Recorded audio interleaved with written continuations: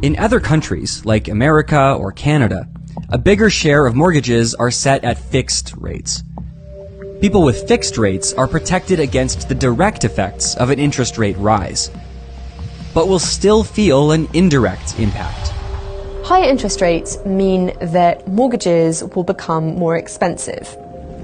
If that is affecting all new buyers, then house prices will begin to fall. And that will make everyone who owns a home feel poorer, and therefore they might spend less. Lower spending will translate into lower inflation. And it's not just consumers who will tighten the purse strings. When interest rates rise, then businesses will find it more expensive to borrow and invest. That generally means less economic activity. It might mean fewer jobs are created. Fewer jobs and lower wages could mean less money for households, and consumer confidence might suffer, which also means less spending. People are grappling with a decline in real wages, meaning their money buys less. When interest rates rise, that will tend to slow down spending, investment, and generally depress economic activity. Overall, that will make businesses more reluctant to raise their prices, and that will tend to pull back inflation. It sounds straightforward, right? But the trick is judging how far to go. In 1981, the Federal Reserve, America's central bank, allowed interest rates to rise to a whopping 19%. The move curbed inflation, but it led to widespread economic pain. I regret to say that we're in the worst economic mess since the Great Depression. It is very difficult to get inflation under control without severely denting economic activity. In America, it's been over 70 years since they've managed to get inflation down from over 5% without causing a recession. A little inflation is okay.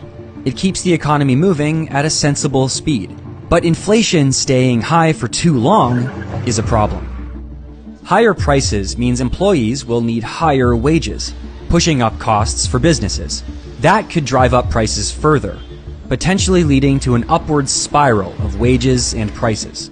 Retail inflation in India has surged to 7.8%. The combination of tepid economic activity and high inflation poses serious challenges for Indian economy going forward. Central bankers are really concerned about setting expectations of inflation. The idea is that if it can show that it is credible, that it will always act to get inflation back down to 2%, then maybe it won't have to, raise interest rates and then lower them in this kind of seesaw fashion.